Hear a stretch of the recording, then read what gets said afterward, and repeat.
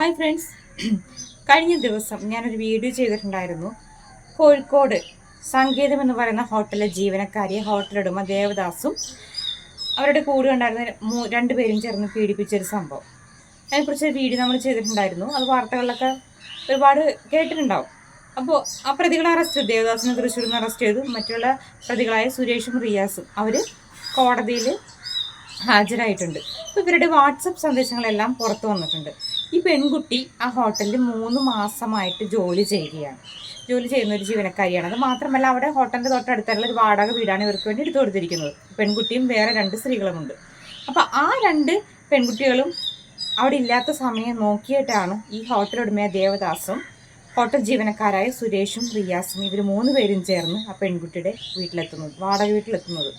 അതും ഹോട്ടലുടമയുടെ ദേവദാസിൻ്റെ പേരിലെടുത്തിരിക്കുന്ന വീടാണ്. അപ്പോൾ ആ വീട്ടിൽ ചെന്നു വീഡിയോ ഗെയിം കളിച്ചുകൊണ്ടിരിക്കുന്ന ആ പെൺകുട്ടിയെ പീഡിപ്പിക്കാൻ ശ്രമിക്കുന്നു. ആ വീഡിയോകളൊക്കെ പ്രചരിച്ചതാണ്, ഞാൻ ഇടുന്നില്ല. അപ്പോൾ ആ വീഡിയോ റെക്കോർഡിംഗ് ആയിരുന്നു. അറിയാലോ, വീഡിയോ ഗെയിം കളിക്കുമ്പോൾ ഓൾറെഡി സ്ക്രീൻ റെക്കോർഡായിരിക്കും. അങ്ങനെയാണ് ഈ ഒരു പീഡന ശ്രമം, ഡിജിറ്റൽ തെളിവുകളെല്ലാം പുറത്തു വരുന്നത്. അപ്പോൾ പല ആളുകളും ചോദിച്ചൊരു ചോദ്യം ഞാൻ കഴിഞ്ഞ വീഡിയോ ഇട്ടപ്പോൾ ചോദിച്ചു, 2 പേരുടെയും സൈഡ് കേട്ടിട്ട് സംസാരിച്ചാൽ പോരായി എന്ന്. ഇതിൽ 2 പേരുടെയും അതായത് 2 പേരുടെയും സൈഡ് കേട്ടിട്ട് നമുക്ക് സംസാരിക്കേണ്ട യാതൊരു ആവശ്യമില്ല. കാരണം ഒന്നാമത്തെ ഒരു കാരണം എന്ന് പറഞ്ഞാൽ 2 ജീവനക്കാരും മറ്റുള്ള 2 പെൺകുട്ടികളും ഇല്ല എന്നുള്ളൊരു സമയം നോക്കിയിട്ട് അവിടെ ചെന്ന് തന്നെ ഒരു പ്രീ പ്ലാനിങ് ആണത്. അത് മാത്രമല്ല, ഇതിൻ്റെ പിന്നിൽ വ്യക്തമായൊരു ഗൂഢാലോചന ഉണ്ട്. ഇവർ 3 പേരും ഒരു കാരണവശാലും എന്തിൻ്റെ പേരിലാണെന്ന് പറഞ്ഞാലും ജീവനക്കാർ താമസിക്കുന്ന വാടക വീട്ടിലേക്ക് ഈ 3 ആണുങ്ങളും പോകേണ്ട യാതൊരു ആവശ്യമില്ല. എന്തെങ്കിലും കാര്യമാണ്, ഇപ്പോൾ എന്തെങ്കിലും ജോലിക്കാരുമാണെങ്കിൽ പോലും ജോലി സ്ഥലത്ത് വരുമ്പോൾ അവർക്ക് സംസാരിക്കാം. അതല്ലാതെ ആ പെൺകുട്ടി ഒറ്റയ്ക്കാണെന്ന് അറിഞ്ഞുകൊണ്ട് അവിടെ ചെല്ലേണ്ട യാതൊരു ആവശ്യവുമില്ല. മാത്രമല്ല, ഞാൻ പറഞ്ഞു, ഒരു പെൺകുട്ടിയുടെ കൺസെൻറ്റ് ഇല്ലാണ്ട് അതിൻ്റെ ദേഹത്ത് തൊടാൻ പാടില്ല. ആ വീട്ടിൽ ആ കുട്ടി പറയുന്നുണ്ട്, എന്നൊന്നും ചെയ്യല്ലേ എന്നും പറഞ്ഞാൽ ആ കുട്ടി നിലവിളിക്കുന്നുണ്ട്. അത് വളരെ വ്യക്തമായി നമ്മൾക്ക് കേൾക്കാം. അപ്പോൾ പിന്നെ പറയുന്നൊരു ആരോപണം എന്ന് പറഞ്ഞാൽ, ഈ ഹോട്ടൽ ഉടമയുടെ കയ്യിൽ നിന്ന് ഈ പെൺകുട്ടി പണം വാങ്ങിച്ചിട്ടുണ്ട്. അവർ അത് സമ്മതിക്കുന്നുമുണ്ട്. പക്ഷെ അത് തൻ്റെ ശമ്പളത്തിൽ നിന്ന് പിടിക്കണമെന്നാണ് ആ പെൺകുട്ടി പറഞ്ഞിരുന്നത്. അതനുസരിച്ച് അവർ പിടിക്കുന്നുമുണ്ട്. അപ്പോൾ ഈ വാട്സപ്പ് സന്ദേശങ്ങൾ അതെന്തായിരുന്നു എന്നുള്ളതാണ്.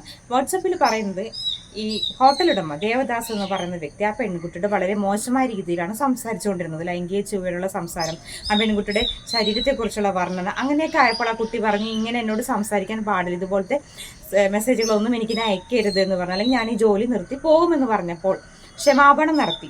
ഇനി എൻ്റെ ഭാഗത്തുനിന്ന് അങ്ങനെ ഉണ്ടാവില്ല, ഒരു പ്രാവശ്യം കൂടി ക്ഷമിക്കണം എന്ന് പറഞ്ഞുകൊണ്ട് ക്ഷമാപണം നടത്തിയതിനെ തുടർന്നാണ് ആ പെൺകുട്ടി അവിടെ നിന്നത്. അപ്പം ഇതുപോലെ ഉള്ള മെസ്സേജ് അയച്ചാൽ ഞാൻ നിങ്ങളുടെ ഭാര്യയെ അറിയിക്കുമെന്നും, അതായത് ഹോട്ടൽ ജീവനക്കാരനായ ദേവദാസ് എന്ന് പറയുന്ന വ്യക്തിയുടെ ഭാര്യയെ അറിയിക്കുമെന്നും പറയുന്നുണ്ട്. അപ്പോൾ ഇനി അങ്ങനെ ഉണ്ടാവില്ല എന്ന് പറഞ്ഞുകൊണ്ടാണ് അത് നിർത്തി. അതിനുശേഷം ആ വാടക വീട്ടിലിരുന്ന് ഗെയിം കളിച്ചുകൊണ്ടിരിക്കുന്ന ആ പെൺകുട്ടിയുടെ അടുത്തേക്ക് ഇവർ 3 പേരും വരികയും അതിനെ പീഡിപ്പിക്കാൻ ശ്രമിക്കുകയും ചെയ്തു. എതിർത്തു. പക്ഷേ നമ്മൾ കണ്ടതാണല്ലോ, ആ പെൺകുട്ടിയും ആ വീഡിയോയിലെല്ലാം പറയുന്നു, എന്നൊന്നും ചെയ്യരുത്, എന്നെ ഉപദ്രവിക്കരുത്, എന്നെ വെറുതെ വിടണം പറഞ്ഞ് നിലവിളിക്കുന്നുണ്ട്. ഇതൊന്നും കേൾക്കാതെ അവർ പീഡിപ്പിക്കാൻ ശ്രമിക്കുന്നു. പക്ഷേ ആ പെൺകുട്ടിക്ക് അറിയാം, 3-ാം നിലയിൽ നിന്ന് ചാടിയാൽ നമുക്കറിയാലോ, എന്തെങ്കിലും ഗുരുതരമായ പരിക്കുകൾ പറ്റും, ചിലപ്പോൾ മരണം വരെ സംഭവിക്കാം. എന്നിട്ടും ആ ഒരു പീഡനത്തിന് ആ പെൺകുട്ടി നിന്ന് കൊടുത്തില്ല. മരിക്കണമെങ്കിൽ മരിക്കട്ടെ എന്നുള്ള രീതിയിലായിരിക്കണം ആ പെൺകുട്ടി അവിടെ നിന്ന് 1-ാം നിലയിൽ നിന്ന് താഴേക്ക് ചാടിയത്. ഗുരുതരമായി അതിന് പരിക്കേറ്റിട്ടുണ്ട്. ആ താഴേക്ക് ചാടിയതിന് ശേഷം ഇവർ താഴെ ചെന്ന് വലിച്ചഴച്ച് അകത്തേക്ക് കൊണ്ടുവരാൻ ശ്രമിച്ചു. അങ്ങനെ പെൺകുട്ടിയുടെ വളരെ ഉറക്കെയുള്ള നിലവിളി കേട്ട് അടുത്തുള്ള ആൾക്കാരെല്ലാവരും വരികയും അപ്പോൾ ഇവർ പറഞ്ഞതും കാലുവെച്ച് വീണു എന്നാണ് പറഞ്ഞത്. പക്ഷേ പെൺകുട്ടി നിലവിളിച്ചുകൊണ്ട് കാര്യങ്ങൾ പറഞ്ഞപ്പോഴാണ് ആൾക്കാർക്ക് മനസ്സിലായത്. അങ്ങനെയാണ് ഹോസ്പിറ്റലിലെല്ലാം എത്തിക്കുന്നത്. ഇതിന് ശേഷം ഗുരുതരാവസ്ഥയിൽ ഹോസ്പിറ്റലിൽ കിടക്കുന്ന പെൺകുട്ടിയുടെ വീട്ടുകാരെ സ്വാധീനിക്കാനും ഈ പ്രതികളുടെ ആളുകൾ ശ്രമിച്ചിട്ടുണ്ട്. അപ്പോൾ പഴയ തരത്തിലുള്ള ഒരു അന്വേഷണം അത് ആവശ്യമാണ്. കാരണം ഒരു കൺസെൻറ്റ് ഇല്ലാണ്ട് ഒരു പെൺകുട്ടിയുടെ ദേഹത്ത് അത് അങ്ങനെ തൊടാൻ പാടില്ല. അതൊരു തെറ്റ് തന്നെയാണ്. സ്വാധീനം, പണത്തിൻ്റെ സ്വാധീനം കൊണ്ട് ഈ കേസിൽ നിന്ന് ഊരിപ്പോന്നാൽ വീണ്ടും ഇങ്ങനെയുള്ള ആളുകൾ, ഒരുപാട് ആൾക്കാർ പല സ്ഥലങ്ങളിലുമുണ്ട്. പണത്തിന് മീതെ പരുന്തും മറക്കില്ലെന്നൊക്കെ പറഞ്ഞ പോലെ പണം കൊണ്ട് എല്ലാം നേടിയെടുക്കുന്ന ആൾക്കാർ. അപ്പോൾ അതുകൊണ്ട് തന്നെ നമ്മുടെ നിയമം ഒരുപാട് മാറേണ്ട സമയം അതിക്രമിച്ചിരിക്കുന്നു. കാരണം ഇപ്പോൾ മറ്റൊരു സ്ഥലത്തായിരുന്നെങ്കിൽ, ഇങ്ങനൊരു ആക്രമണം ഉണ്ടായിരുന്നെങ്കിൽ തീർച്ചയായിട്ടും ഇത്തരം ദിവസമൊന്നും പാഴായി പോകില്ല. ഇതിങ്ങനെ തെളിവെടുപ്പിന് അവിടെ കൊണ്ടുപോകുന്നു, ഇവിടെ കൊണ്ടുപോകുന്നു, അങ്ങോട്ട് കൊണ്ടുപോകുന്നു, ഹാജരാക്കുന്നു. ഒരാൾ പറഞ്ഞു ഒരു കമൻറ്റിൽ, കോടതിയുടെ തീരുമാനിക്കേണ്ട, പിന്നെ നിങ്ങൾ എന്തിനാണ് ഇങ്ങനെ പറയുന്നത്? ഞാനിതിപ്പോൾ പറഞ്ഞ് അറിയിച്ചാലും അറിയിക്കുന്നതാണോ ഇവരുടെ പ്രശ്നം? അപ്പോൾ തെറ്റാർക്ക് എന്തും ചെയ്യാം. കോടതി തീരുമാനിച്ചു, കോടതി പറയണോ ശരി 2 മാസം തടവ്, അത് കഴിഞ്ഞ് കഴിഞ്ഞു. അപ്പോൾ കഴിഞ്ഞോ? അങ്ങനെയാണോ? അങ്ങനെയല്ലല്ലോ വേണ്ടത്. നമുക്ക് നമ്മുടെ ഒരുപാട് നിയമവ്യവസ്ഥകളിൽ മാറ്റം വരേണ്ടത്. കഴിഞ്ഞ ദിവസം ഒരു വാർത്ത കണ്ടു, ഒരു ഗുണ്ടാ സംഘ നേതാവിന് മറ്റൊരു ഗുണ്ടസംഘത്തിൽപ്പെട്ട ആൾക്കാരെ ആക്രമിച്ചു കൊന്നത് വളരെ ക്രൂരമായി, അതിക്രൂരമെന്ന് പറഞ്ഞാൽ വളരെ ക്രൂരമായിട്ട് ആ മരിച്ച ആളുടെ വൃഷണം മുറിക്കുകയും മറ്റു വൃഷണത്തെ ചവിട്ടി, അതായത് ഭയങ്കര ക്രൂരമായ പീഡനം എന്ന് വേണം പറയാനായിട്ട്. ജനനേന്ദ്രിയൊക്കെ മുറിച്ച് കളയുക, എന്നിട്ട് ക്രൂരമായ രീതിയിൽ പീഡിപ്പിച്ച് കൊല്ലുക, അതൊക്കെ എന്താണെന്നത് ലഹരി മരുന്നിനും അങ്ങനെയൊക്കെ അടിമയായിട്ടാണ് അവരിങ്ങനെ ഇത്രയും ക്രൂര മനസ്സായിട്ട് ഇതുപോലെ ക്രൂരകൃത്യങ്ങളെല്ലാം ചെയ്യുന്നത്. അപ്പം അതുകൊണ്ട് തന്നെ എന്ത് ശിക്ഷ ചെയ്താലും, ഒരു കൊലപാതകം ചെയ്താലും എന്ത് ചെയ്താലും കുറച്ചാൾ ജയിലിൽ പോയി കിടക്കുന്നു, സുഖമായിട്ട് പുറത്തിറങ്ങി വരുന്നു, ഇങ്ങനെയുള്ള കുറേ കാര്യങ്ങളിൽ മാറ്റം വരുത്തിയാൽ, മാറ്റം വരേണ്ട സമയം അതിക്രമിച്ചിരിക്കുന്നു. മാറ്റം വന്നാൽ മാത്രമാണ് ഇതുപോലുള്ള ക്രൈം എല്ലാം കുറയുകയുള്ളൂ. അപ്പോൾ ഈ പെൺകുട്ടിയുടെ കാര്യത്തിലേക്ക് വരാം. പെൺകുട്ടിക്ക് ഇപ്പോൾ ഹോസ്പിറ്റലിൽ ഗുരുതരാവസ്ഥയിലാണ്, ട്രീറ്റ്മെൻറ്റിലാണ് ആ കുട്ടി.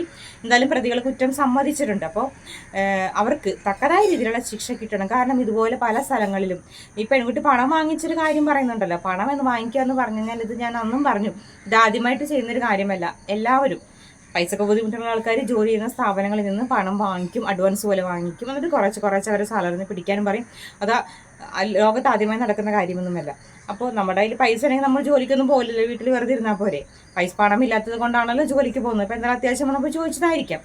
അപ്പോൾ ആ ഒരു പണം വാങ്ങിച്ചെന്ന് പറഞ്ഞുകൊണ്ട് 3 പേർ അതിക്രമിച്ച് കയറി ചെല്ലുന്നു, പീഡിപ്പിക്കാൻ ശ്രമിക്കുന്നു. അത് എവിടത്തെ ന്യായമാണ്? അതുകൊണ്ട് തന്നെ 2 പേരുടെയും ഭാഗം കിടക്കേണ്ട ആവശ്യമുണ്ടോ? ഒരിക്കലുമില്ല. അപ്പോൾ അതുകൊണ്ട് തന്നെ ആ പെൺകുട്ടിക്ക് നീതി കിട്ടണം. മാത്രമല്ല പെൺകുട്ടിയുടെ വീട്ടുകാർ പറയുന്നത് ഒരിക്കലും ഇങ്ങനത്തെ പ്രലോഭനങ്ങൾക്കൊന്നും വഴങ്ങില്ല എന്നുമാണ്. അവർക്ക് പറയുന്ന അവരെ മകൾക്ക് നീതി കിട്ടണം. ആ ഒരു കാര്യത്തിൽ തന്നെ അവർ ഉറച്ചു നിൽക്കുന്നു. അങ്ങനെ പോലീസുകാരും ശക്തമായ രീതിയിൽ തന്നെ അന്വേഷിച്ച് പഴുതടച്ചുള്ള അന്വേഷണം തന്നെ വേണം. പണത്തിൻ്റെ ഒരു ഇതും അവിടെ വരാൻ പാടില്ല. എല്ലാം കറക്റ്റായ രീതിയിൽ പോലീസുകാരും പറയുന്നുണ്ട്, പ്രതികുറ്റം സമ്മതിച്ചു, കാര്യങ്ങളെല്ലാം അവരും വെളിപ്പെടുത്തുന്നുണ്ട്. അപ്പോൾ അതുകൊണ്ട് തന്നെ കോടതിയിൽ നിന്നും നല്ലൊരു ശിക്ഷ ഇവർക്ക് കിട്ടട്ടെ. എന്നാൽ മാത്രമാണ് വീണ്ടും ഇതുപോലുള്ള കാര്യങ്ങൾ ആവർത്തിക്കാതിരിക്കുകയുള്ളൂ. അതുകൊണ്ട് നമ്മൾ ഇങ്ങനെ പറയുന്നത് കൊണ്ട് പല ആൾക്കാരും പെൺകുട്ടിയെ സപ്പോർട്ട് ചെയ്യുന്നതുകൊണ്ട് നമ്മൾ പുരുഷന്മാരെല്ലാവരും ഇങ്ങനെയാണെന്നല്ല, ഒരിക്കലും നമുക്ക് അങ്ങനെ പറയാൻ പറ്റില്ല.